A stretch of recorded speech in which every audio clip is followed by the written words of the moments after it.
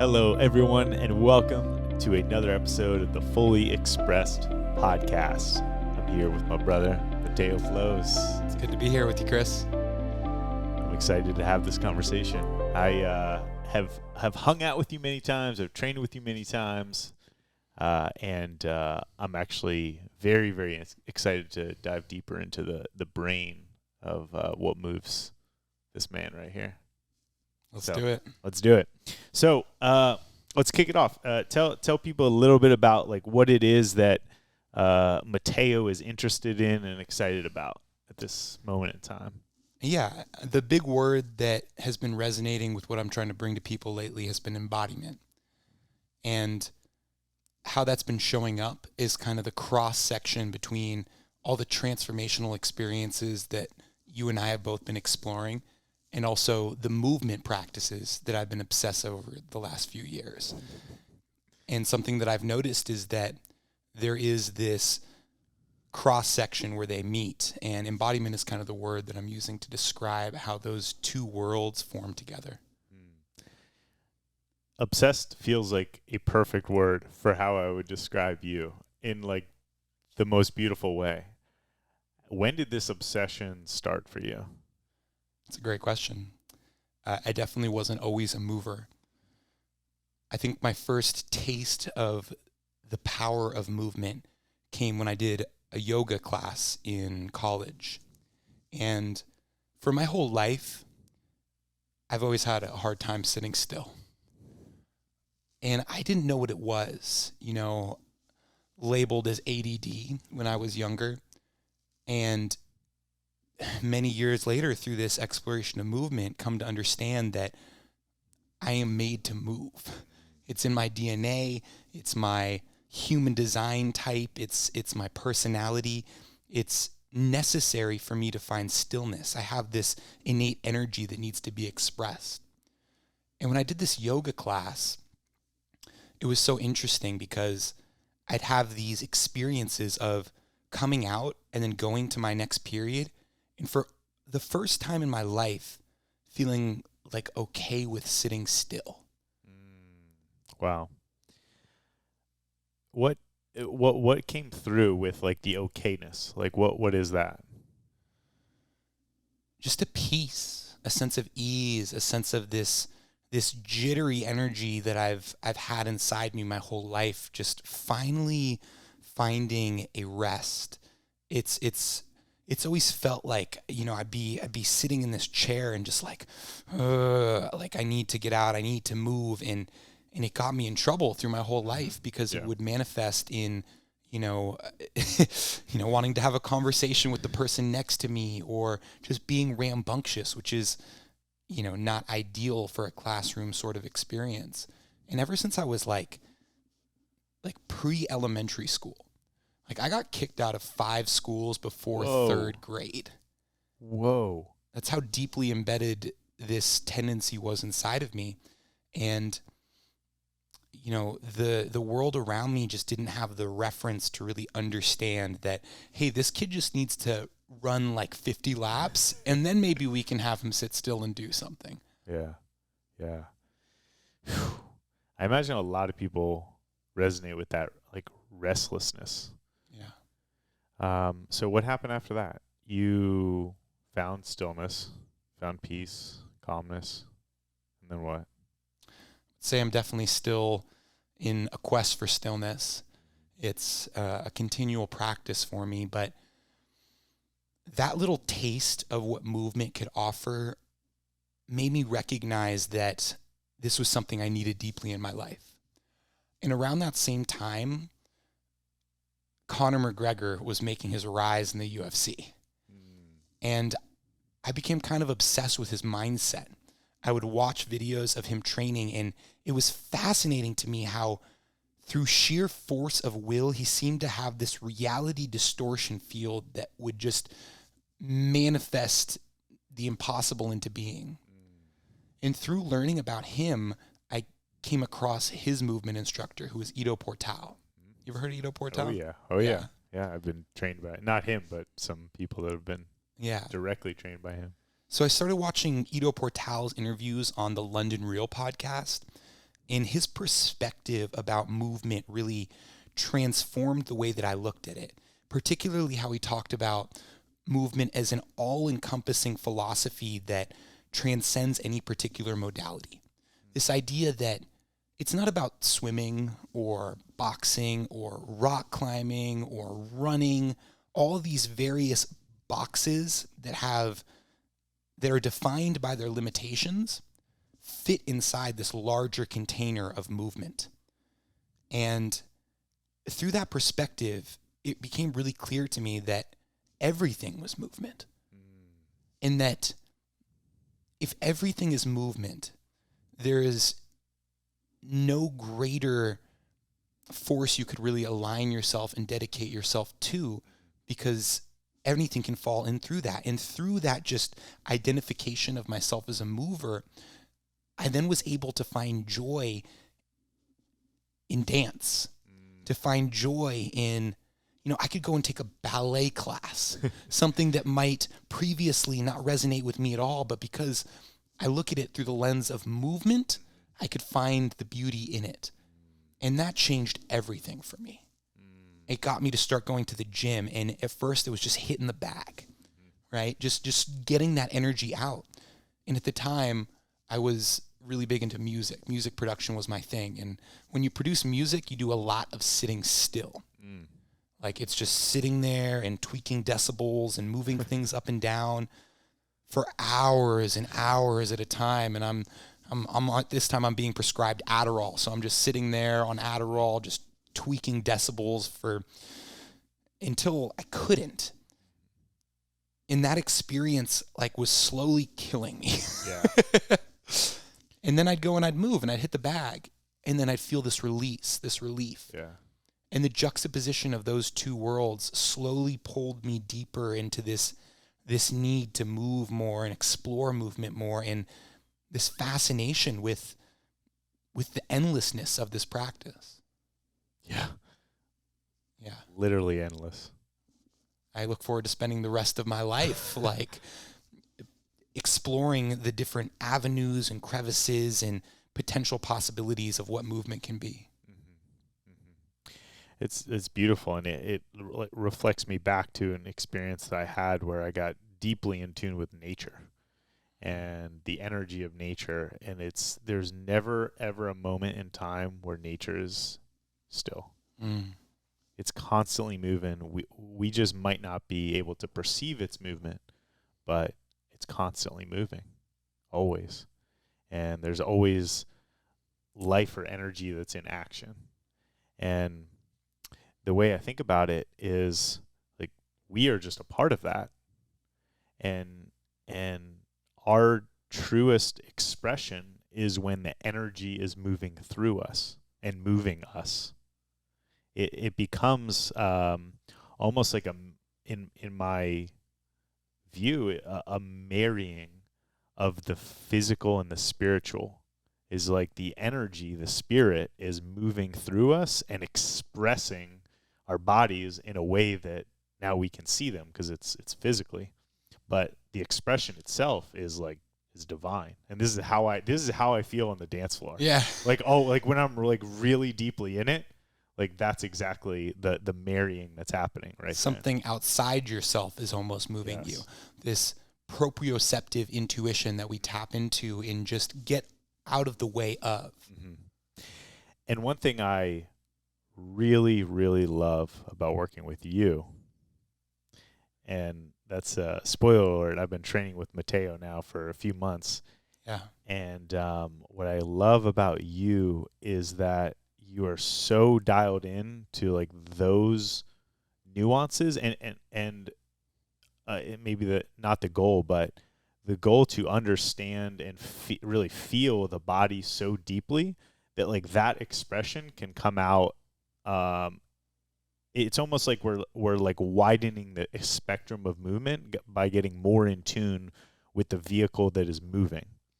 And so what I've noticed is that since working with you, I have enjoyed movement more, all forms of movement. I've enjoyed dancing more. I've enjoyed training more because I feel more in my body, and I can feel the little mechanisms inside of me like actually functioning and expressing and moving the way that I never had before. And I've been training my whole life. Yeah. I've been lifting since I was 18. I've been athletic since I could walk. And yet, and I said this the other day, I was like, I don't know how I got so far in my athletic career without having these connections that are coming online today. And this is something I try to point out to people. They want to follow their intuition, right? This idea that if you just listen to your intuition, and I believe this for so long that I could just tune into my body and my body would tell me what I needed. But what I came to find is that intuition requires context, and that the more lenses of movement perspective that I downloaded and developed, the more I was better able to interpret this signaling coming through. Like when I was a yoga instructor, everything I felt was interpreted in the form of a posture or an asana. And then through learning different modalities, from functional range conditioning to functional patterns to learning the Weck method coiling to getting an understanding of these fascial lines of continuity that Anatomy Trains talks about, all of a sudden, this same signal that previously I would have felt like, oh, I need to do a pigeon pose, was interpreted completely differently. I know that like in training, we're training like positions and specific movements and coils and all these patterns, but it feels like the real like explosive win of movement is when those things all start blending together. Yeah. And that for me has been what has recently been coming online, is that like all of these things, all these ways that I've moved my body in the past are now starting to come together in a way that they haven't before. And I think it's just it feels like just a scraping back the layers. And this is like what I do in my work. It's all about scraping back layers and just getting deeper into what's behind that or underneath of that or deeper than that. And that's what I feel like you do in the physical movement space. And it's not just physical movement. I don't want to actually box that in, because it's much, much more than that. Well, yeah, the physical, and this is a key component of my philosophy, is that the body comes first, but it's just the base layer of our experience, right? Our emotions arise from how our body feels. The way that we hold our posture in space has a feedback relationship to our emotional state. And then on top of that layers the story of our mind that interprets it and creates this linguistic narrative structure around it. Say that again. Linguistic narrative structure. This word machine in our head that is constantly. I almost see it as an uprising. It's like there is the physical, and then we experience it as this energetic, emotional state, and then we identify that energetic, emotional state with a story. And a lot of times people are stuck up in the story, and the work of embodiment is getting them to bring those three layers together. And what's interesting about this particular map that I'm working with is that it has an order of emergence. So the body travels through the emotion into the mind, and the mind travels through the emotion into the body. And that can be a valuable way of kind of working with these different experiences. Yeah, I remember the first time that, I don't know if it was the first time we met, but it was the first time I trained with you. You were leading a breath hype class. Yeah. This is like many years ago. I was visiting Austin, and I was like, this guy's doing something different. Yeah. I was like, I couldn't put my finger on it at the time, but like he's tapped into something different. Yeah. Because it wasn't about because I'd been doing breath work for many years. It wasn't about the breath. It wasn't even about like what my body was doing, but it was the connection of all of it and the experience of it with other people that like brought up like emotions and movement within myself, energetic movement within myself that I hadn't felt before doing any one of those things by themselves individually. And I was like, I was very lucky that in that first yoga class that I took, which was my first exposure to movement, I also learned the breath at the exact same time. We were doing Vipassana breath practices and actually reading like different yoga books to understand the philosophy behind it. And the breathing was a key component of me finding that stillness. It wasn't just the movement, but it was the connecting with that breath with the movement where I really found the magic. So those have always been tied together from the very jump with me. Before I was like, I had my high school wrestling and football, but when the magic really sparked, the two were tied together instantly. Yeah, and I see that as like such a missing piece. I mean, Yeah. in anything that we do, I mean, whether it's intentional movement or just living in life, is like the connection to the breath. Yeah, and both of us are doing. Yeah. And when that clicked for me was when I would say I first understood the word embodiment, when the breath clicked with my movement, my emotion, my being here-ness, my presence. And I say it on almost every podcast that I do, but there's still like a part of me that's like, I'm not stressing this enough. The breath. Yeah. The intentionality of how we can change our states, our physical states, our emotional states, with just one tool that we're all given. Is innate in all of us. I say this a lot, so I hope it's correct. But what I think of it as is that the breath is the only bodily motion that is both able to be consciously controlled and also goes on its own completely unconsciously. So there's something in that unconsciousness being brought into consciousness where there's some real magic, and the alchemy of actually changing our pH balance in our blood and reoxygenating our brain. But specifically, like using it even if you're not changing your breathing pattern, but just bringing that awareness and focus to it brings you back into yourself. Yeah. Re-embodies you. Re-embodies you. Yeah, and it also feels like the merging and the connection of the physical and the spiritual. Like when you're really dialed in, when you're really aware of your breath. Because break down the word, you're literally breathing spirit in. You're respirating. And it's like the marrying of those two worlds all in one, and you can be in a physical body while also like being truly connected to source spirit energy. Yeah. So when we say this connection to source spirit energy, one thing that I wanted to talk about is how oftentimes that can be interpreted as something outside of ourselves. This idea that like to get closer to source or closer to spirit, we actually go up and away, that it's somewhere out there. Yeah. And I think one thing about the breath is that it brings us back to here. Yes. Yeah, and what's more accurate is that it's everywhere. There's no disconnection. It's only if it almost it's like there's a perceived disconnection when we're just not paying attention to it, but it's always there. But when we lose the consciousness, the conscious awareness, then it feels outside of self. It feels like something far out there.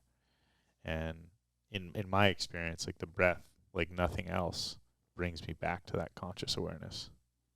Yeah, we're both breath nerds for sure. We are, for sure. Yeah. And like to the point where like I would say that I'm I'm a nerd. I'm doing it all the time. Like in my entire life. Like I'll be driving and I'll like connect to the breath and connect to everything. And I'll be in a sauna and I'll do it all right here on this podcast. Like as we were both bringing up breath, I was like, yeah, just coming home. What were some of your most impactful teachers or experiences that shaped your thinking today? Definitely Ido Portal was a big one. I remember in those early London Real interviews, he was walking and talking about how he's been so embodied and brought himself so deep continuously into his awareness of where he is, that in every moment he's feeling his alignment of like how he's holding his posture and where his neck is in space. And that was like a mind-blowing concept to me. And, many years later, like I've almost become that. Yeah, right? yeah, I would say so. It's become an anchor for this ADD energy to constantly be almost moving and feeling.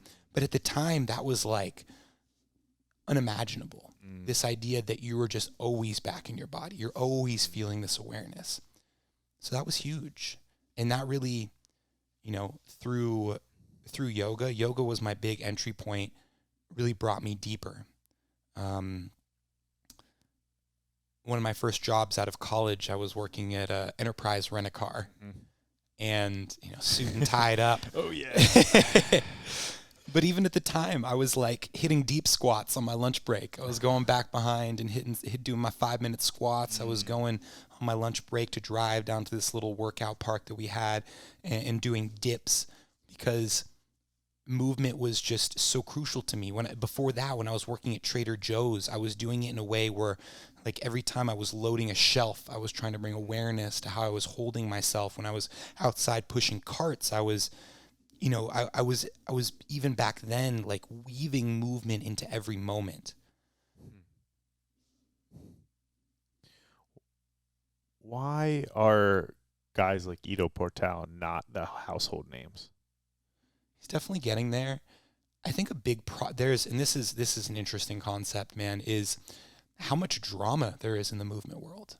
And this is something that I've witnessed over being a nerd about movement for many years, is that there is this continual tendency of different movement perspectives to form almost cult-like orientations that then close and try to hide their knowledge from the world because they find something of value, and then that value is so hard to hold on to once it gets dispersed. Like, one of my first experiences of this was when I was doing my yoga teacher training. I was a member of the Ido Portal Movement Culture Facebook group, and they posted something about kinetic koans. And a kinetic koan is a body puzzle. Like a koan is like a Zen proverb that you, like, so what's the sound of one hand clapping, right? It's this idea of like a statement that you can continually repeat in your mind like a mantra that doesn't have an answer, to the point that you almost short circuit the thinking brain and get outside of it. So this idea of kinetic koans was fascinating to me. I'm like, and being the movement nerd I am, I'm like, I want to learn more about this. So I posted in the group, I'm like, hey guys, like, what's the deal with these kinetic koans? Can we talk more about this? And to my shock, the post was deleted. Oh, like a child finding out there's no Santa Claus or something. Or like just it was my first down. exposure to this world of closed off movement, of movement tribalism, adversarial movement tribalism, proprietary movement, this concept of proprietary movement. And since that moment, I've been so against this. And it's been something that I've sought to dissipate. That's why I've gone through so many different perspectives and tried to merge so many different modalities and forms together, because there is keys that exist.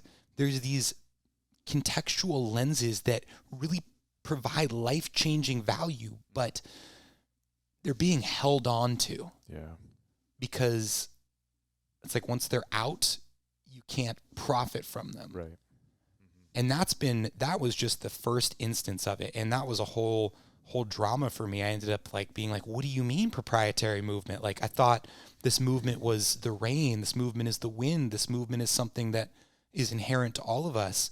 This seems to go against everything that I've heard Ido say. And then I ended up getting banned from the group, which was like hard for me, because that was like my first taste of culture and tribe around movement. And that has been a reoccurring situation as I've continued to learn more and go deeper into these different perspectives.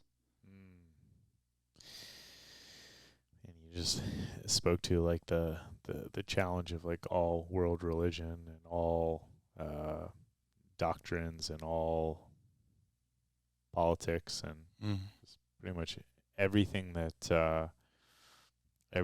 encompasses the systems of our world are boxed in with labels and with names attached to them, and there's truth in everything. You can find threads of truth in everything, and some codes are really valuable. And I see it's not just in the movement space. It's everywhere. This is like the human taking hold of knowledge that was never really ours to begin with and claiming it.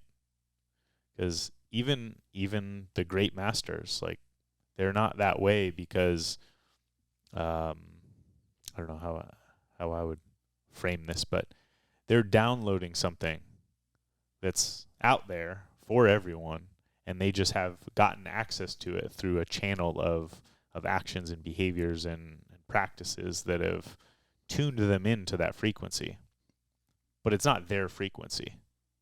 But it gets boxed and packaged as theirs, and then their ego gets wrapped around it, and an identity forms, and a tribe forms, and the tribalism. There's fear around it. Yeah. Yeah, there's fear. Like, what if someone like Mateo just disrupts our community and everything that I've worked for falls apart? Scarcity. Yeah. Scarcity comes in. Yeah. What is the antidote to that? I mean, you've seen it. I imagine you've seen it a few times. I think I have probably a few ideas of the movement community. And what's the antidote to that? I don't know what the antidote is, but I know that my personal mission and mantra has always been to try to give away the keys and to find ways to provide value that's not the keys themselves. Mm-hmm. So, for example, like, I have an online course, but I didn't want the knowledge in the course to be the thing that I was selling. So I spent a really long time trying to create an audiovisual experience so that it was like you could take all this info and do the info on your own. Yeah, like a PDF. And but it still wouldn't be the colors, the sound, the whole experience put together, because that was the only way that I could feel good about selling these keys. Like, I will tell anybody anything I know for free.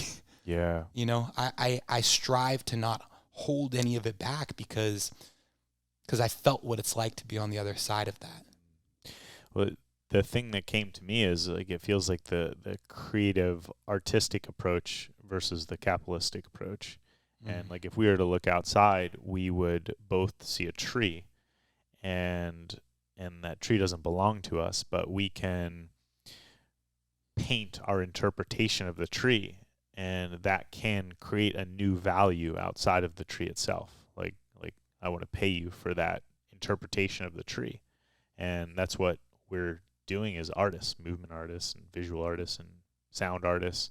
100%. Yeah, we're taking the things that are existing everywhere around us, and we're packaging it in a way that is exciting. I don't know. More fruitful. I guess that's what it would be. Is the experience that I had in your breath hype class the first time I worked with you was, it tapped me into something deeper, and it wasn't because I hadn't done any of those things individually. It was just the way, the experience that came together. And yeah, I mean, that's that. Honestly, now that I'm speaking it, that's the exact same thing that I do in my work. It's like the tools are the tools. Like, I didn't invent the tools. I don't take credit for the tools. Tools are coming through me that, like, something is telling me to use this tool. And also it creates magical experience. It creates magic. Yeah, and there is an energy exchange for the container you create and the energy you put forward when you lead people through those experiences. But just like the tree, right? When someone's training, it's not a science, it's an art. Yeah. And you could take 500 of the best trainers, physical therapists, movement specialists in the world, give them one body, and you're going to get 500 different answers for what that body should be doing. And the beauty of it is that the one body is going to go with the one that has the best experience. And that Yeah. may be a combination of the way they feel in it, the way that the objective results. It could be whatever combination. That one body gets to decide.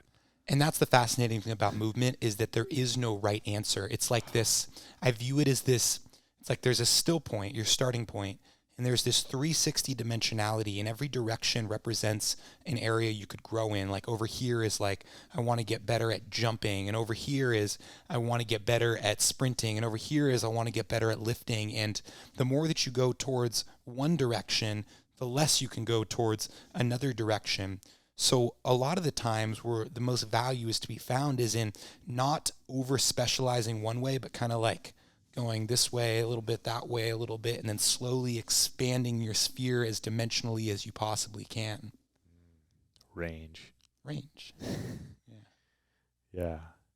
And to me, it's, we were briefly chatting on this before we were recording, and that's one of my favorite energies of humans is range. And that's like the way I feel with movement as well. Is like, I want to be able to do all those things. That was, I don't know how I said it, was when I had a bunch of injuries that pretty much ended any athletic career. I said, my perspective shift, and I said that I don't want my, this is a negation, but I didn't want my body to hold me back from having any experience that I wanted to have in my entire life. Yeah.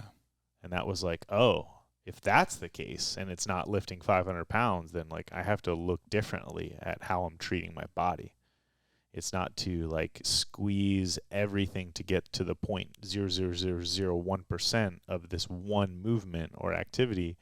It's actually to test myself and train myself and expand myself into every possible different nuanced way that I can move this beautiful technology that I'm wearing right now. Capacity. Yes. Yeah, injuries can be some of our greatest teachers. Yes. They can be. Can be. They're not always, but they can be. Yeah, and I think it's a choice. It's a choice always of like, what can I learn from this? What potentially is this showing me? Like, what is arising here? And it's not to say that they're not horrific and they change our life trajectory, because that happened for me. I mean, I had a head injury. The capillaries in my brain exploded, and I couldn't raise my heart rate above resting for 7 months. I was on a couch. I went from athlete on a track to do what I said I wanted to do to now like couch potato. And like, that was one of the hardest, darkest moments of my life. Yet what came of it was me appreciating my body for what it was capable of. And I started to appreciate the healing powers of it as well, because everyone told me there's nothing you can do. And that is like, honestly, there's a few moments, but that was one of the moments that like got me into this deeper healing work, was that. Because I had to sit there in stillness. I had to look at the things that I wasn't looking at. I put the intention on, it's funny how a moment can change your entire perspective on life, and how silly I had been, like, in that the moments after, it felt like how silly I was being with like what I was chasing or what I was trying to achieve. And now my perspective was like, I just want to like walk up a hill again. I just want to, like, even like having sex, I couldn't raise my heart rate. And so like everything would just like turn on this grenade in my head. And I'm like, I just want to live again. And like that perspective gave me so much appreciation for life, like really feeling alive. We were talking about before the podcast came on, my past life is one of the dopest MCs in the game. Yeah. And there's a lyric that I'll never forget that I wrote in this song that I was talking about my life. There's a grandness to the scheme rarely seen in the moment, when the worst that can happen ends up being worth it.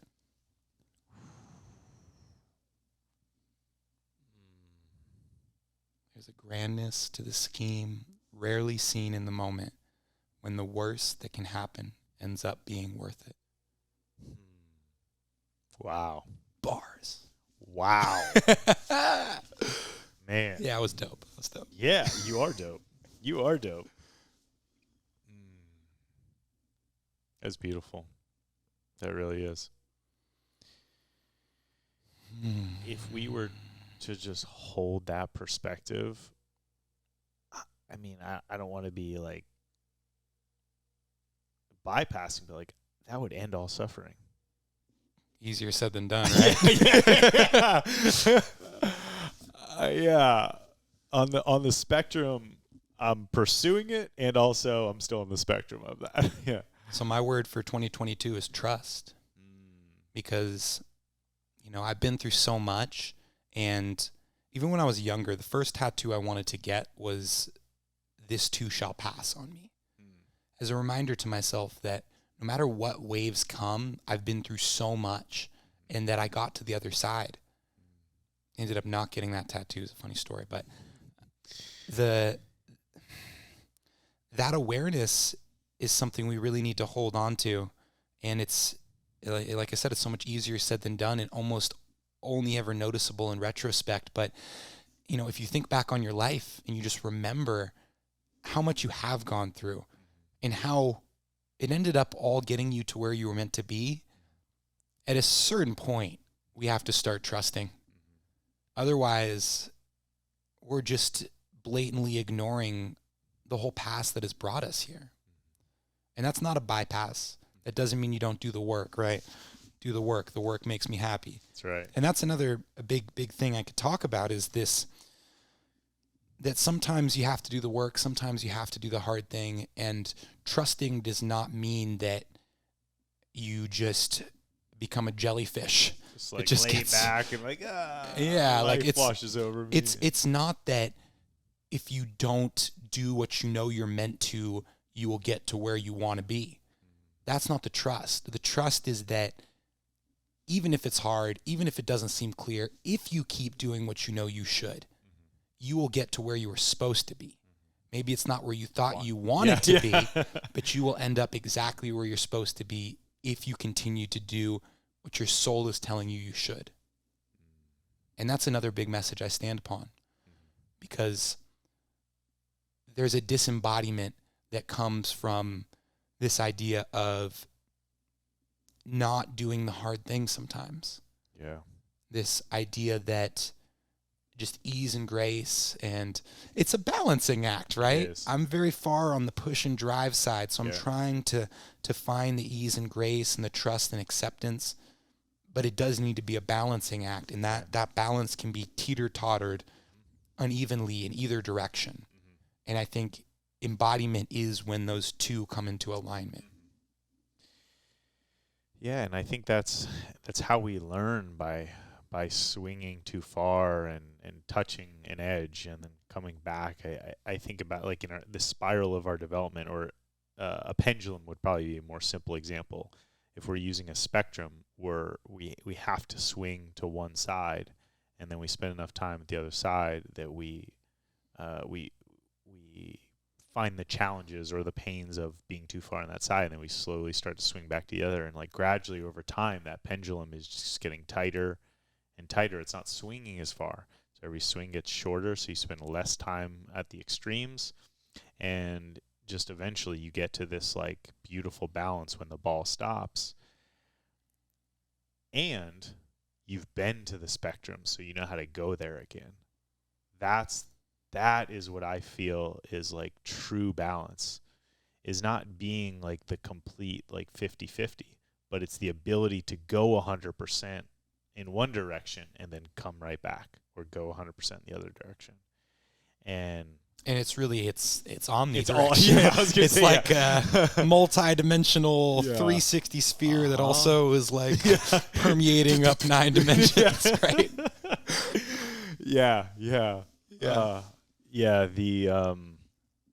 Like every simple explanation and ideal, extrapolate it into infinity, and that's the truth.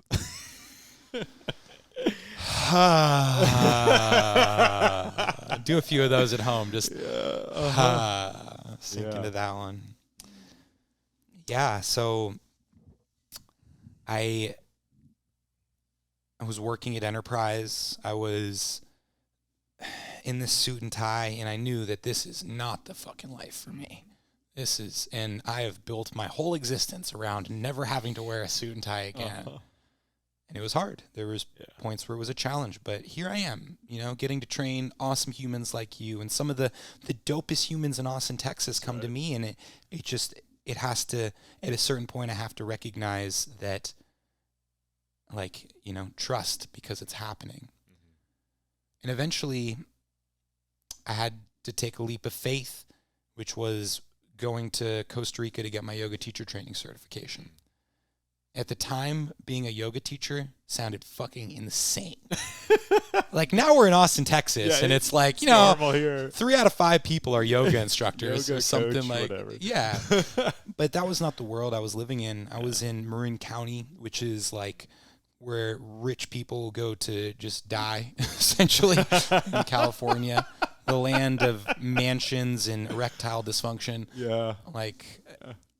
And, there was no guys my age teaching yoga classes. There was maybe a few girls. Most of them were much older. So this idea of okay, I'm going to quit my job and go do a yoga teacher training in Costa Rica in the hopes of being able to do that professionally was just an insane leap of faith, but it brought me here today. And the breath work that you've experienced of mine, again, I was really blessed because during that yoga teacher training certification, it wasn't just yoga. We also learned this incredibly powerful form of bioenergetic cathartic breath work release, where we blindfolded ourselves, we did breath work, and then we fucking screamed. And it was cussing and fuck you, dad, and just I can't, crying, and just an hour of what I've come to find is an Osho dynamic meditation practice. And I remember coming out of that and being whoa, the world needs more of this. And the clarity that came through for me at that time, I was in this beautiful Costa Rican retreat, and I was this could be life. We could have this retreat center, and we could share these tools with people, and it kind of catapulted me on this mission to want to spread what I had just experienced there to the world.